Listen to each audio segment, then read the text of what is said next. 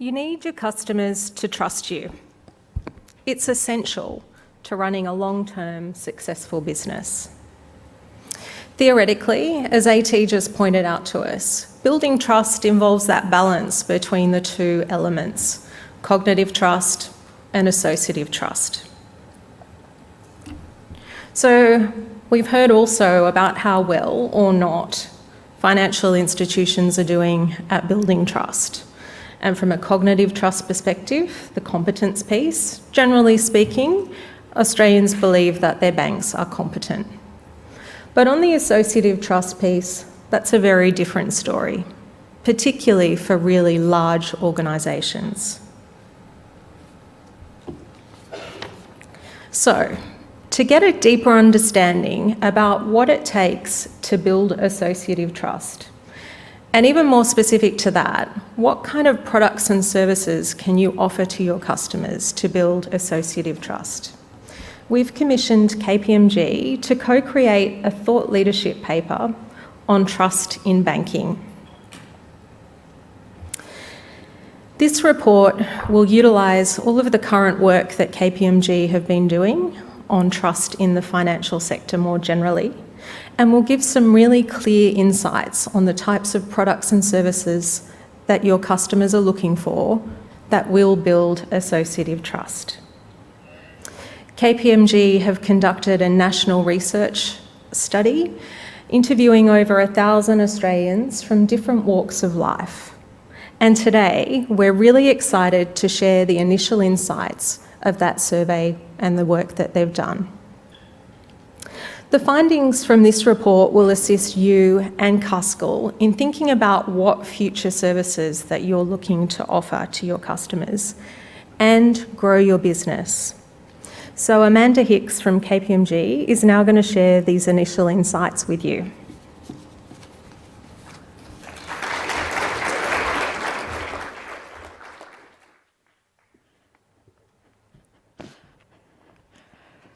Thank you, Bianca. And hello, everybody here, the Curious Thinkers. I think it's such a great title for a conference, and you're also in such an awesome venue today. I'm hoping you're having a lovely time.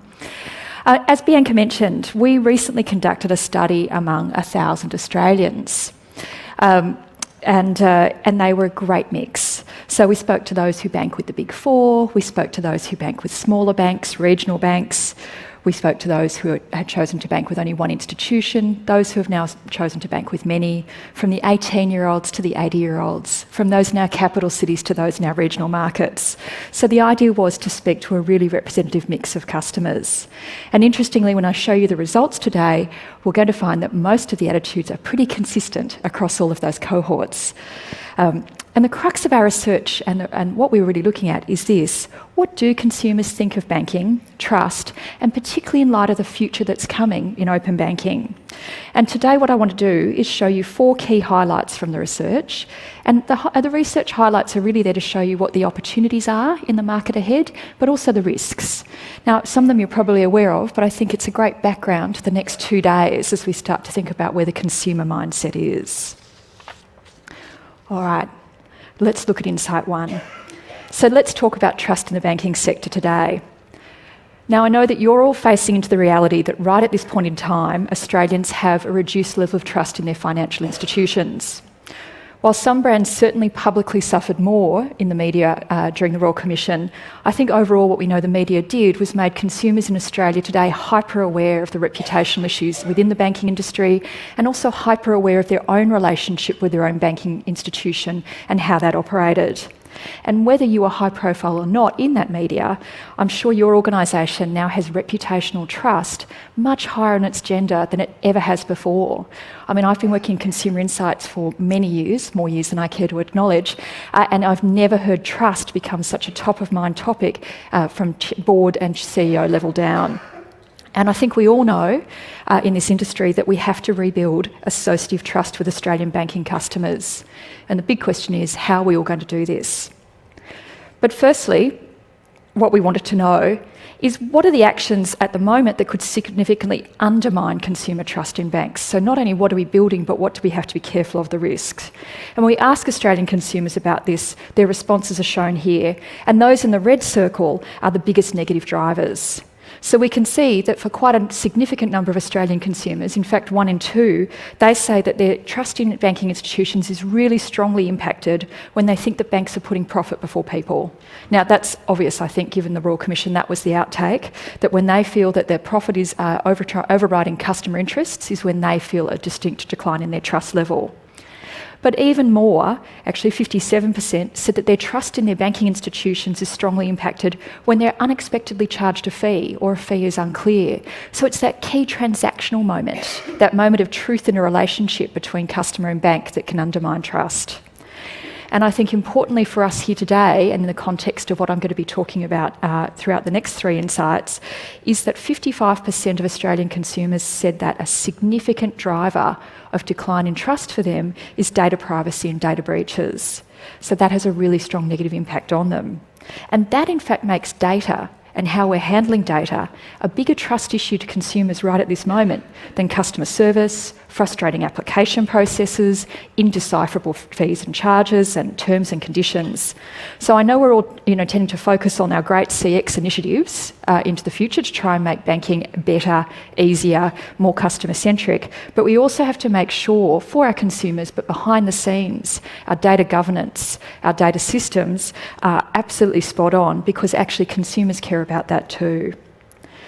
Because the research is highlighting to me that consumers are very much alive to the risks, and it's the risks that they're really alive to, of data in this modern age.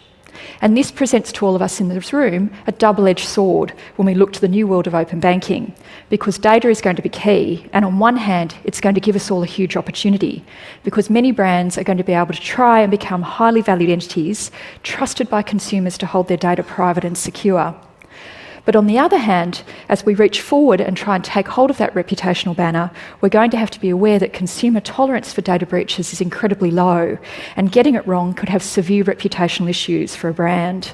So protecting data is key. Okay. The next insight. Let's think about what the decline in trust in the Australian banking industry at the moment means.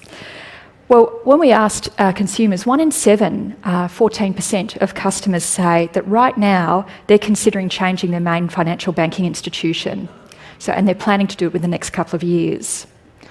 Now, when we first see that figure, it feels like a minority, 14%, but actually it's a significant one, and one that with a significant impact, because I'd like you to imagine what happened if 1 in 7 customers got up and moved banks tomorrow, and what impact that would have on all the various institutions. And that willingness to switch, and in fact that consideration of switching, is even stronger amongst our younger cohorts at this point in time. So 1 in 4 of those aged under 30 are currently thinking of changing their MFI within the next 2 years. Don't believe they're going to switch? Think they're just going to say it? Well, we've already got more than 1 in 3 who say that they're now having multiple banking products across multiple institutions. So that single institution banking loyalty is diminishing. And amongst that group, who've already learned how to search for a new bank to sort of start putting more money with different banking institutions, their willingness to change their MFI is even stronger. So once they've done it once, 1 in 5 of this group say they're willing to switch in the next 2 years. So we've got quite a bit of willingness to change. But also let's take the other group, the 84%, who said that they're thinking of staying with their MFI. I guess you might be aware, but in case you didn't, they're not all staying because they're satisfied. Okay. When we talk to them, 1/3 of them say actually the reason why they're planning on staying is not because they think their current bank meets their needs or because their current bank has a great reputation. It says they're staying because they think it's too hard to change and it's just too time consuming. So in actual fact, they're staying because they're feeling captive. Okay.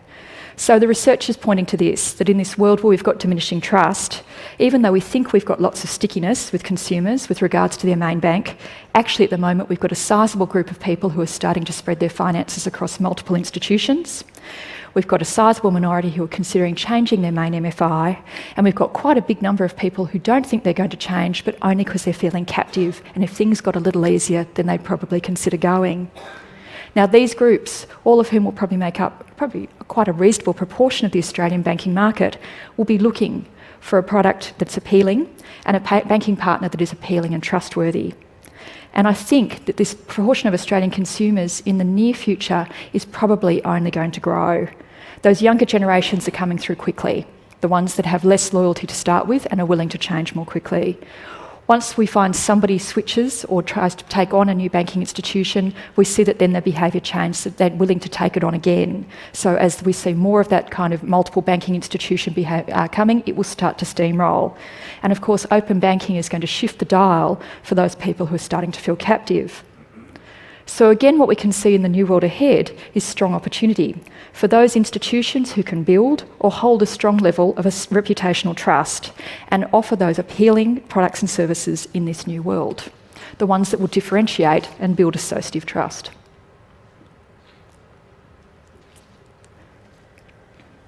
All right. Well, how can we build trust with consumers? What are the specific transactional elements, the ones that are going to be so visible and tangible to consumers and that they will find appealing and create that trusted relationship when we look ahead?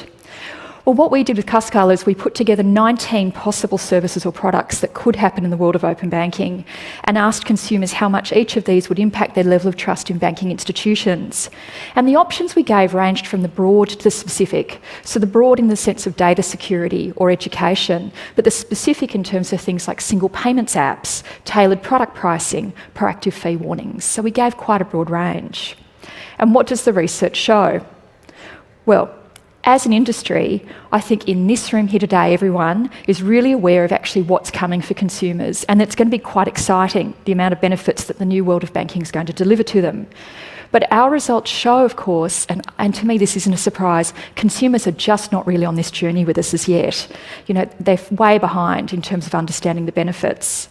Because when they see and hear that list of what possibly could happen, the things that they think are currently most likely to build their trust are frequently those that are centred on the bigger picture issues, the things that they're worried about at the moment: security, education, and some proactivity. So you can see they're the top 5 on the charts.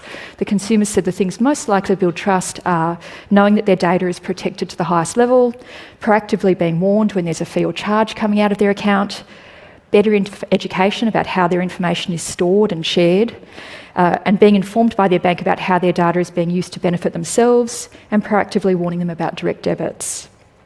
So I think what this says to me is as we embark on this new world of services, we're going to have to reassure customers that we're safe, we're going to have to ensure that we're transparent, and we're going to have to get involved in proactive education in order to build that consumer trust this time period. And I think we have to be aware that we've got to be careful and we have to be patient in how we communicate and present new ideas to consumers to keep them reassured and on the journey.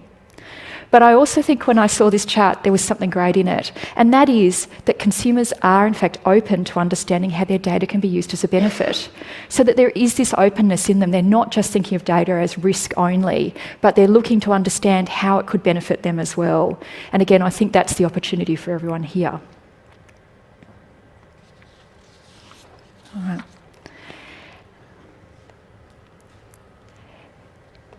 And in fact, if we do spend a little bit of time educating consumers, which we did in the survey at the end, we can start to see what their actions might actually be to potential new products and services. So we took 3 with Cuscal potential products and spent some time explaining to consumers in the survey what they were. We even showed them images, what they could look like and how they might benefit them.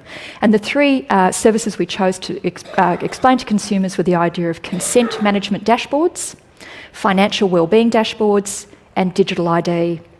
And when we explained how those products worked, for each of them individually, nearly 1 in 3 Australian banking customers said, well, hey, right now, even the fact that this is a survey and I've just seen only 1 page on them, I'm quite interested in these options. And in fact, 1 in 5, 20% said, I'd consider changing to a bank offering this kind of product.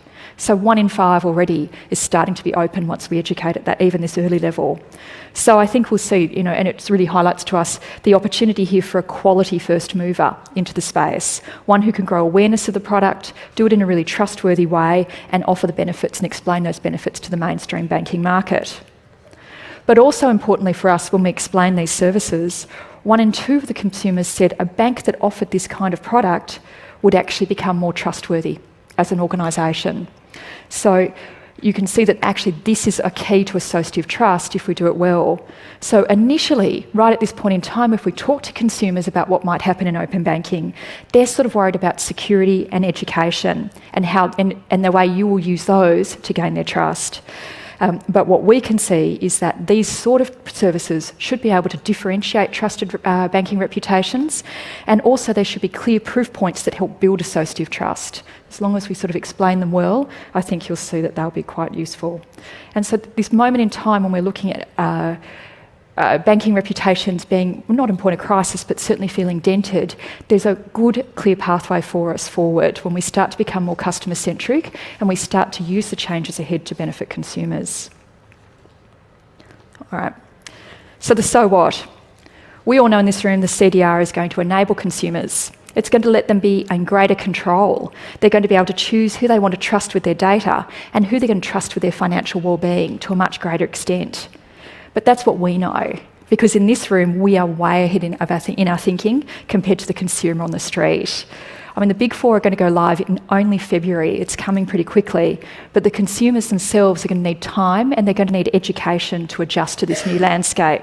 For them, this is going to be a time of big change. And in fact, we have to be careful because at this point in time, their trust in banks remains an issue. So we have to, we can already see we've got that sizable minority of customers thinking about leaving their main financial institution and many wanting to leave but thinking it's too hard. Lots of issues can undermine trust in banks and cause a problem rather than drive trust. Data security is the one of particular concern.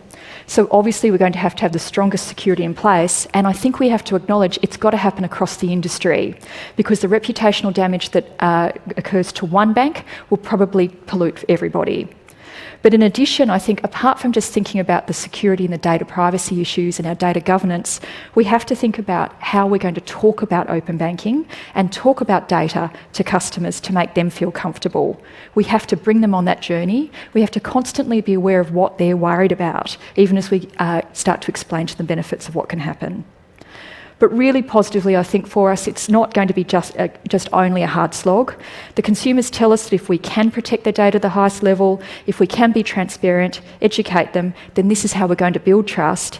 And when we show them some of the benefits and they get a chance to play and see them, and they feel that they're being done in a reputable quality way, well then they certainly feel that this is the way to build transactional banking trust.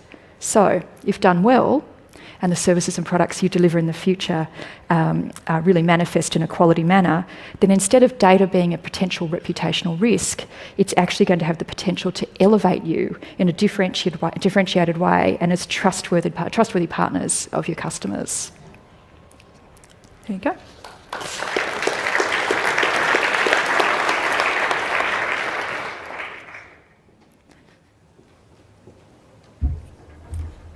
Thank you, Amanda. I saw everyone busily taking notes there, so I'm sure that you got a lot out of that.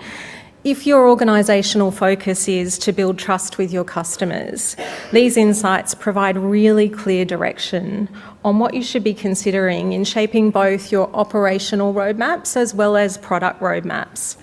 From my perspective, it's really clear that security is essential. As an ADI, like many of you in the room, security is part of our DNA and will remain so.